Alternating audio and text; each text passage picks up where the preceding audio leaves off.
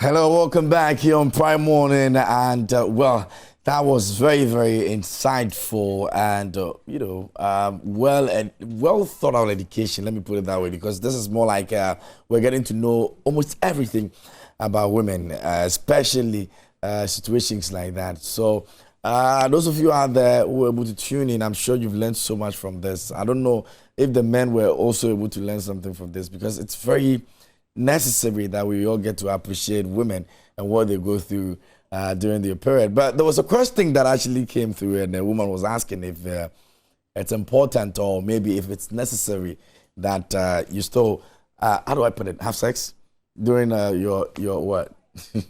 your period. So you have sex during your period. And Simon is actually our sound man over here, and Simon wanted to give an answer to that question that was asked by that woman.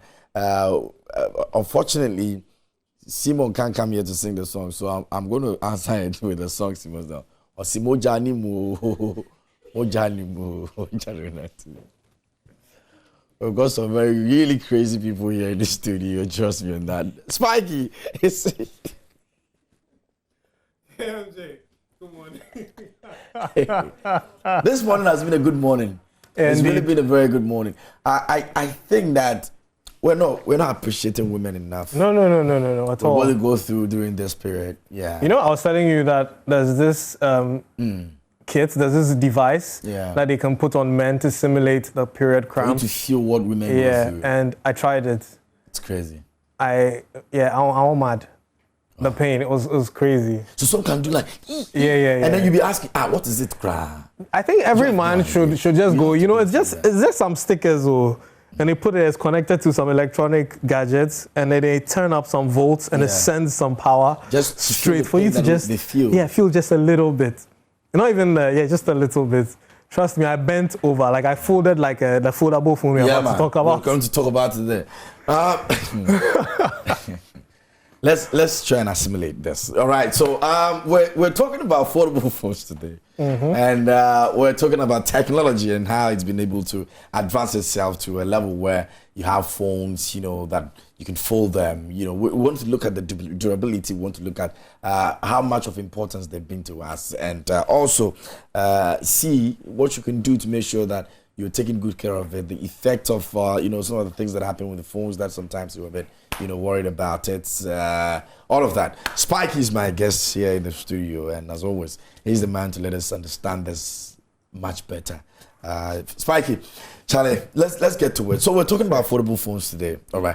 First of all, for those of us who have not seen some before, how would you want to describe that to us? Okay, over there. Yeah. All right. I was gonna bring one, but unfortunately, I gave it to someone. The person hasn't returned it. So please return our phone. It's not yours. So I did a review on a foldable phone. Just like MKBHD is doing, and I wish the producer had played my video, not MKBHD's video. So do we have Spikey's video? Sammy, no, play Spikey's video. All right, so you talk and then let them play your video, and then we'll take the review. Foldables, basically, we've gotten to the point where phones, we want more screen. Back then. This is small. Yeah, small. Even though it was smaller. It was smaller. You remember when the Siemens days, the Nokia days, the smaller your phone was, the more in vogue it was. Yeah, and then everybody was like, you had the tiniest phone, the flattest phone. There's a phone from a company called Bird. And those who are old enough will remember Bird. They had this extremely thin phone. The screen was so small and had a blue light. That was the time, smart. If you had a big one, smart. You had a big phone. No. You don't know anything. But now, people are holding Banchidia. We're going back to the big one. The bigger the screen, you know why? Because we're now content consumers. We're consuming a lot of content on our phones, and it's like they are our main screens rather than even the TVs at home, because you have it with you everywhere you go. Yeah. So how do you have more screen without compromising pocketability? By making it foldable, by making it rollable. And foldable is the first step towards that technology of giving you a big screen without compromising portability. Okay. Because imagine if this phone folded out, where would you put it? That's like if it wasn't foldable, it's not going to go in. It won't go into your back pocket. It won't go into maybe your jacket pocket. Even that. There's some very small pockets. So that was a challenge. People want more screen. People want to be able to watch Netflix on the go. Imagine you're on a flight, 18-hour flight, or even a drive from Accra to Wa, and you have to entertain yourself with your own device. You need a phone. Yeah. That's why some would buy tablets. But then once again, portability. How do you carry it around and all that? So companies started making phones that fold, so you can have that big screen experience wherever you are. And when it started, it was interesting because it was very early tech. And those who remember, the first Samsung Fold had issues. They had a small film. Plastic film on the screen, on the inside screen. And people were peeling them off because they thought it was a screen protector. It wasn't. It was actually part of the screen. So you peel it off and then you spoil the screen. So Samsung now had to go on and educate people about the phone. Like, if you get a phone, don't try to peel that screen. That plastic protector on the screen, because it's part of the screen. If you peel it off, you've destroyed the screen. So there's that. And there's also the crease in the middle. Okay. Like when you open it on some of the phones, you can see that there's that where it folds, there's that crease in the middle. I like that feeling. When I feel it, I don't know, I just get... When you put it side by side, you still see the screen. Yeah, you'll definitely see that crease in the middle there. Okay. But some phones, like one that was shown prior to this, it doesn't have that. Oh, okay. So some don't. And it's not a deal breaker for me. But for some people, it was. And then you have the screen. This doesn't look like it has anything in the middle. Yes, because this rolls backwards. This folds backwards. Unlike the other one that folds inside, the Samsung's fold inside. That's a Huawei Mate X S2. It folds outwards. Oh. Yeah, but that's a bit worrying because you remember last week we were talking about this phone, that if it falls... In Ghana, we don't have pavement. We have gravels and stones. That's just... Imagine folding the backwards like that and it fails. Some of the stones in Ghana actually wait to see your phone falling, and they position themselves to crack your screen. So imagine this falling. Yeah. So normally I would recommend anyone who is buying a foldable phone to get one that folds on the inside and not folding on the outside in Ghana. Well, anywhere else, it's still very dangerous. Yeah. But they're giving you the options because that's what's available. And so they have the two types available. The foldable in and the foldable out. Okay. Yeah. And as you can see, this is more screen. And you can do multitasking. If you've used any phone that allows, if you use a computer, the beauty of being able to open your browser and then open, let's say, WhatsApp.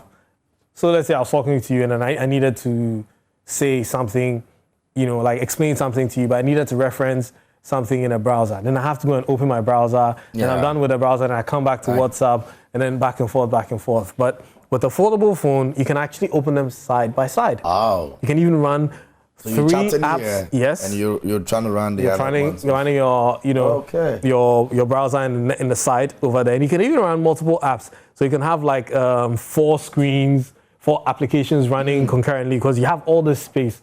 Why would you have all this space and only have to run one app at a time?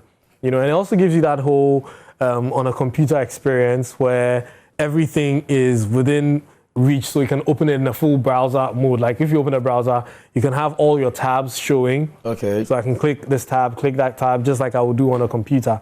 And also, it just gives you that feeling of immersion, So foldables, as you can see over here, you see if you open an app, to your left, you have like the menu items, and then you have the details on the right. Okay. There's that divide, but you don't get that on a regular phone because there's that limit over there. And this looks like you're more or less using a tablet. Yes. It gives you that screen. Exactly. Enough for you to just feel that, okay, it's not just a normal phone you're using, but it's more like you're feeling the tablet feel on the back. How durable is this, like, in terms of or it depends on the brand that you're buying?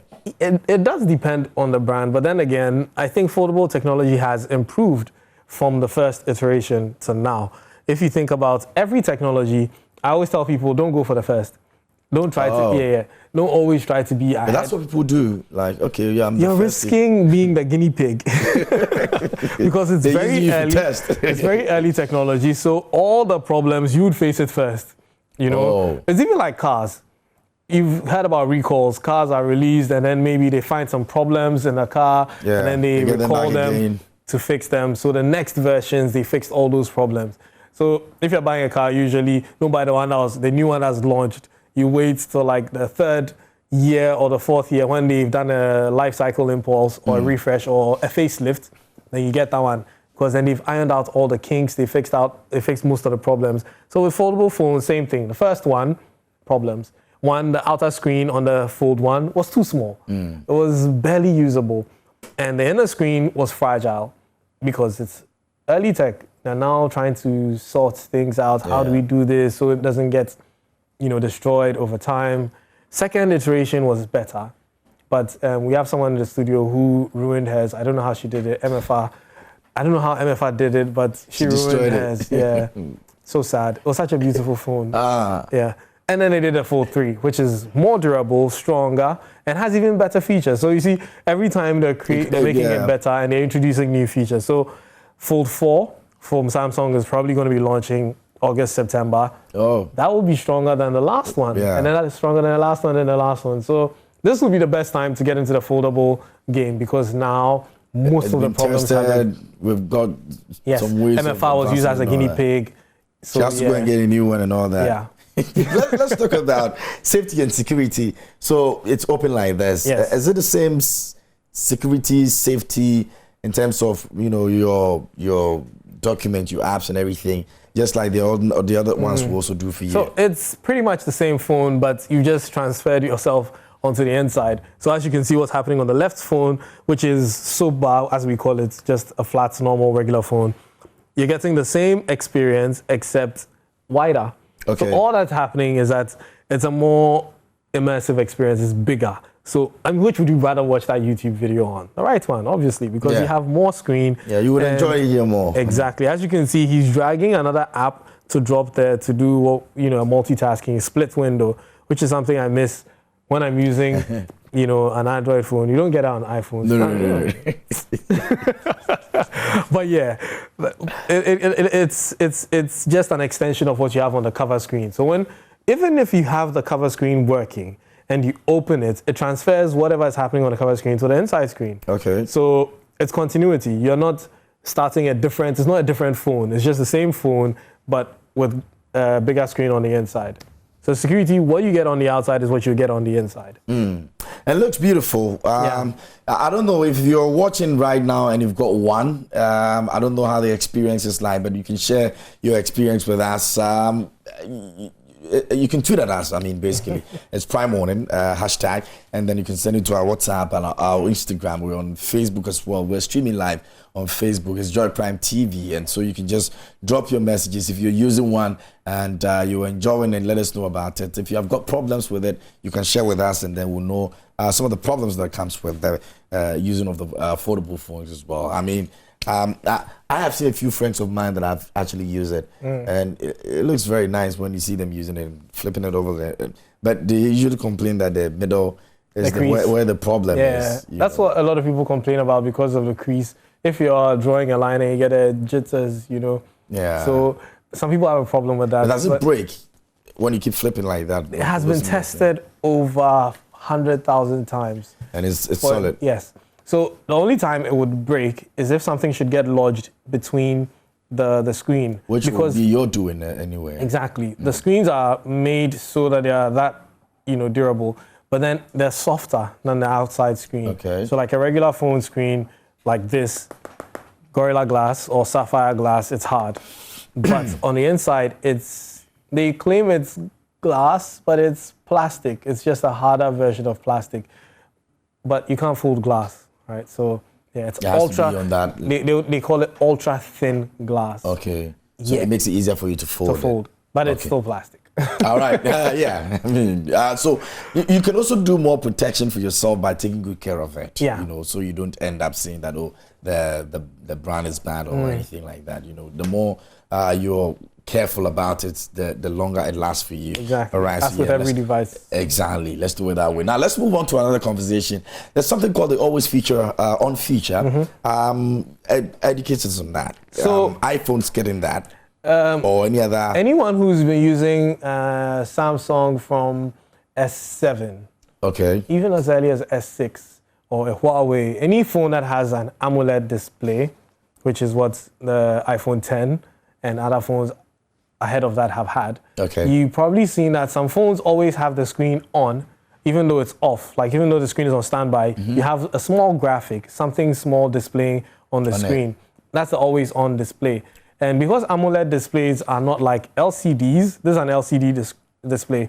LCD is basically liquid crystal display. That's a normal screen like your TV with lights shining on the back to show whatever is in front. Okay. So with technology like that, the power is drawn from that light that is shining behind the screen. But with OLED displays like this, it's individual lights. Now LED, you see those blue lights? Those are LEDs. They're very tiny, tiny lights. And on your screen, on your phone, KMG right now. Yeah, let me check. Every single dot, every single pixel in that screen is individually lit, right? Okay. So that's why when you take a phone which has LCD on a black screen, you can see that it's not too black. It looks like there's still lights shining, so it looks a bit gray. But with an OLED screen, black is black. Okay. So you notice that with an OLED screen, when you're watching a movie and it's like there's a dark scene, you can see that everything is dark. Because like the screen is off, but it's actually on. But with an LCD screen, even though the screen is a dark scene, you can still see that the screen is on. Now, OLED allows, because of that technology, allows you to light individual pixels. Now, when I say light individual pixels, what I mean is that imagine that this screen, I just wanted to light one line and turn everything off and just leave one line lit. If I was doing that on this screen, it would take more power because I'm still leaving the whole screen on. But with OLED, it would light only that line and every other part of the screen goes off. So it's not using so much power. Now with that, you can have things like your battery life, your missed calls, your messages showing on your screen. Okay. Whilst the phone is on standby, because it can light only those individual pixels just to show you important information. Now that technology, which has existed for so long on other phones, is now being introduced on Apple. I had to How did we get here? Like really? You know, I don't want to. I was supposed to be excited about this. Yeah, you're actually supposed to be excited because you've never had that. But it's been there. It's been there, but have you experienced it before? No. Why should I now? Because Apple thinks that this is the time to let you experience this guy's, I don't know, man, but Apple just people. Apple is a bit late to the party, but basically what's happening is that, it's a technology that other devices have had and other users have experienced delight using it because you don't always have to wake up your phone. Imagine you want to see what's happening on your phone. I had to turn on the whole screen to see what's happening. But with an OLED screen, I can actually just glance on the screen and then see just the important information I need, like my time. I don't need to wake up. Even if it's off, you can just see just your time because it's always on your screen. Like right now, if I wanted to see my time, I have to wake up the whole phone.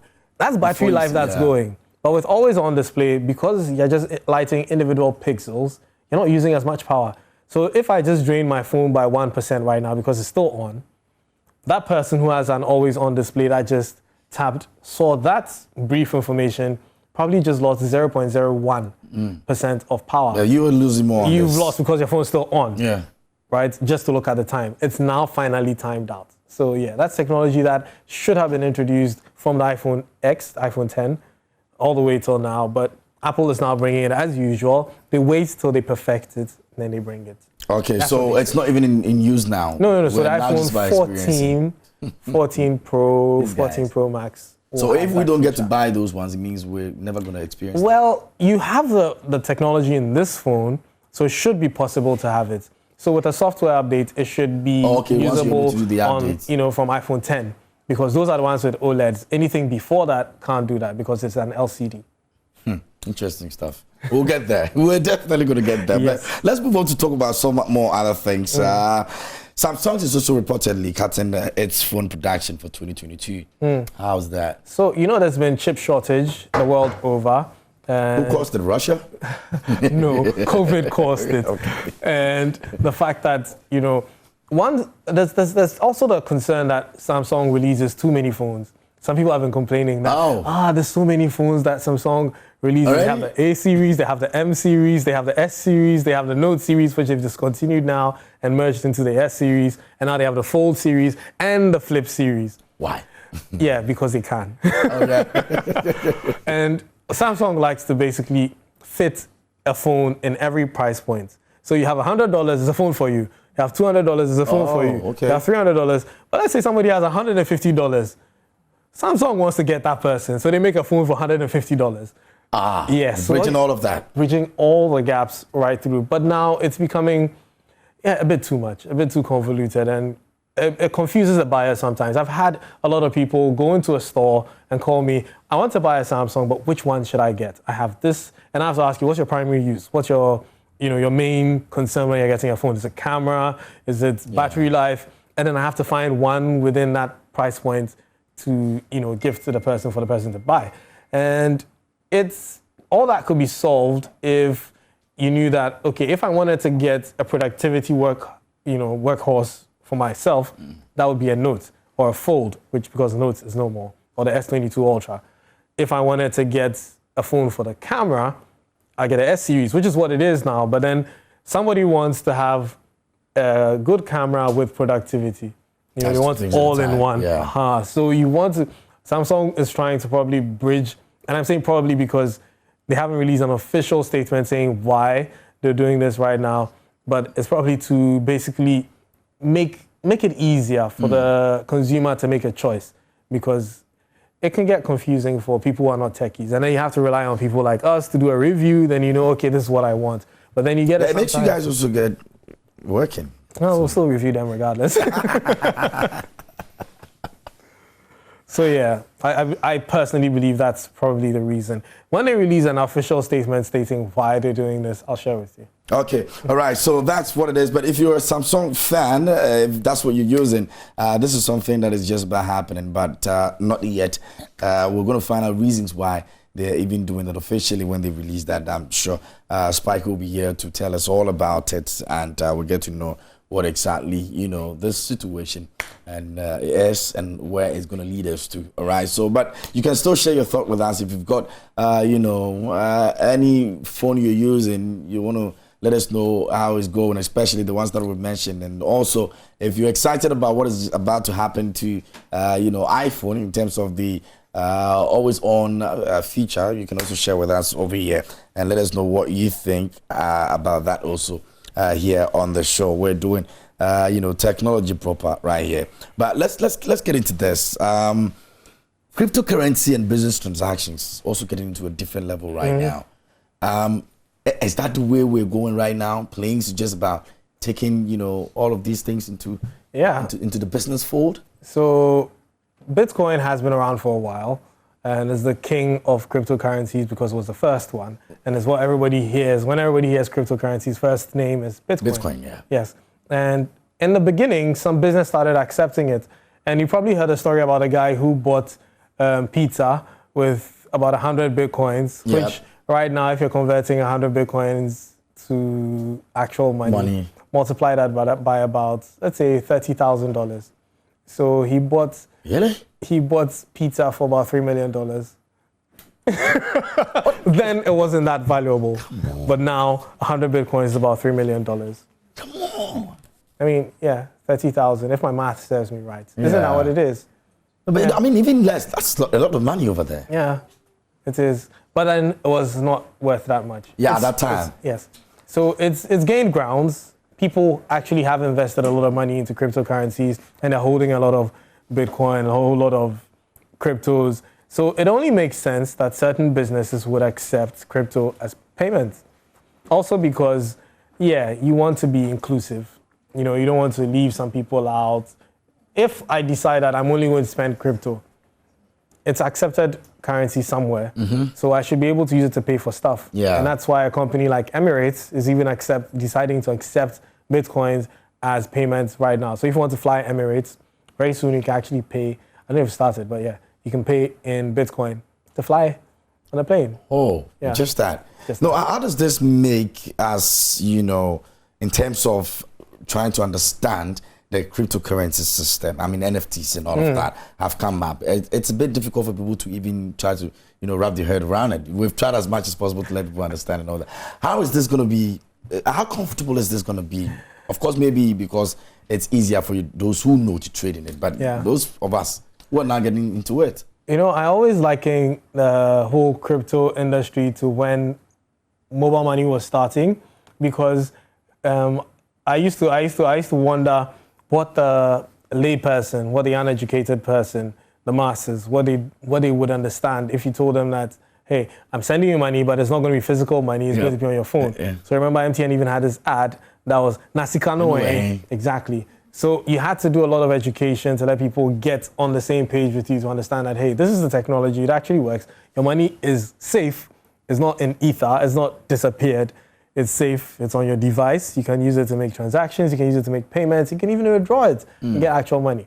So for people who still do not understand where it is, it's education really.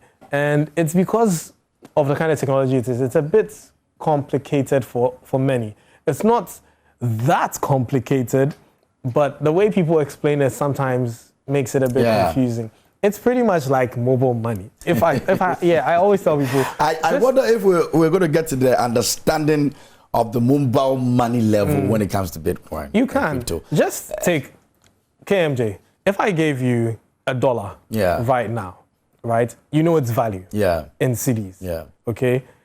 If I gave you 1 Bitcoin right now, and you knew the value in cities, that's pretty much all it is. It's the only difference that I can't give you a Bitcoin physically. I can send it to you. I can send you $1 like Momo. Do you get it? Just think about it that way. Yeah. Cryptocurrencies or Bitcoin is essentially sending dollars or sending a different currency via Momo. Okay. Quote unquote. It's not like via Momo. And it's equivalent to the money that the person is. So you're sending it digitally to someone. Then if you receive it digitally, you can then go and exchange it for actual cash. Is there a place where we can exchange? Yes, so many places. Yeah, in Ghana? Even individuals. If you have $1 right now, you told me, Spikey, I want to change $100. I can give you cash. Cities, right? Yep. For that $1. Yeah. That's exactly. So the same way if you told me, Spikey, I have 100 Bitcoins and I can afford that. I'll say, okay, come for $3 million or what? Okay, so you do the transfer digitally, and then you give the money to the person physically. It's pretty much that. That's all that it is. The only thing that's complicated about Bitcoin is the technology that it runs on, the blockchain.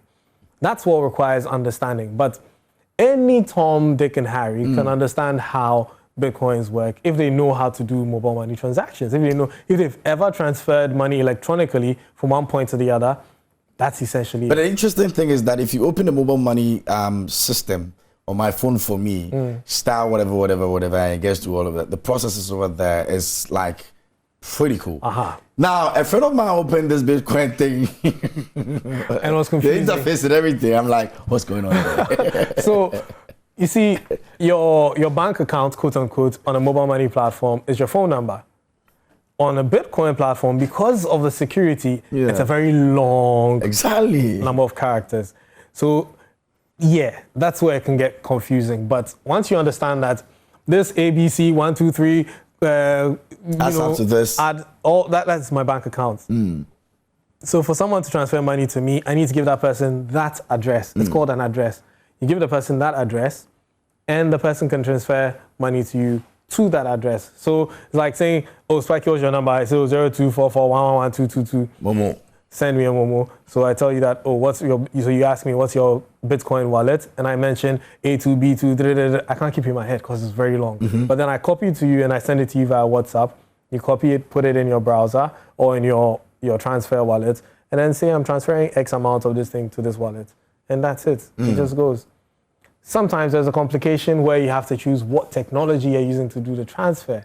Because like I said, the underlying technology is where the complication is. So let's say, okay, some cost more money to transfer money to someone.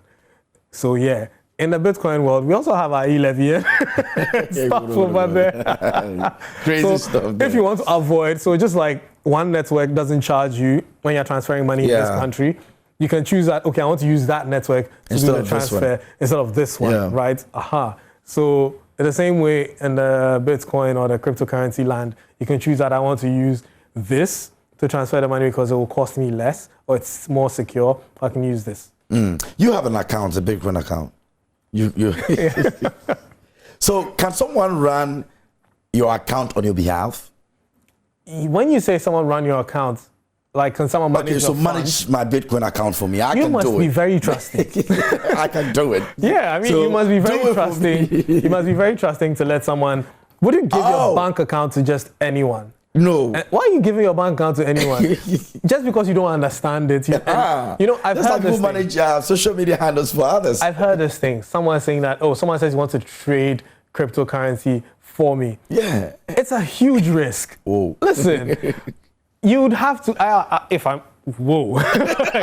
like telling someone that, hey, give me your bank account. I'm going to take your money and invest it in business, and I'll be giving you returns. Think about it. Yeah. If you're comfortable with someone doing that, you're comfortable with giving your money for someone to trade BTC for you, right? That's pretty much what it is. You'd have to trust the person, like really trust the person to do this in all But honesty. everything will be accounted for. The person will tell you what I'm taking out. You don't even understand. How do you know that a person is giving you what you actually earned? Yeah. If I'm telling you that, so I traded today and you made $200. You're like, oh, wow. Yeah, cool. But there was you don't even understand. Right? The guy made like $2,000. He gave you $200. So if you want someone to trade on your behalf, you need to understand what they're doing. You need to understand. It's like, that's why I say liken it to the dollar pound, thing, forex trading, for instance. So someone told me, like, I gave my money to some guy to trade and I lost all my money. I'm like, how? Do you get like, how do you give money to someone to trade and then you lose your money? Because let's liken this to forex trading. If I gave you money to trade forex, to be buying dollars, what's not for me, and you came and told me you lost the money, were you beaten? Did you steal? Like, was the money stolen? Yeah. Because essentially what happens in trading is you're buying for less and selling for more, right? So you're trying to ensure that if I get an offer for, let's say, KMJ needs money. He says he's selling his Bitcoin. The Bitcoin value right now is, let's say, 30,000. He says he's going to sell it to me for 25,000. I'm going to be making $5,000 profit on it. So I buy it, right? Someone comes to me and says, I want to buy Bitcoin. How much? I say, okay, I'm selling it for 32,000. I am making $7,000 profit, right? Yeah. So essentially, I've just made $7,000 profit. Now, if someone buys if I buy Bitcoin for, let's say, 32,000, and tomorrow the market value drops to 28,000, the value of the money has dropped by 4,000. But I haven't lost the money because I haven't sold it. Okay. So when I decide to sell it for 28,000, then I lose 4,000. But if I keep it and the value goes up to 40,000, I haven't lost money. Guys, man, we're going to continue this conversation hopefully next week. Our time is up, but I really enjoyed this segment with you. Sure. Thank you so much for coming through. And those of you out there, go and check him out on social media and make sure you're engaging him for all the explanations you need. Until tomorrow, we'll come back again here on Prime Morning. Please do have a good day.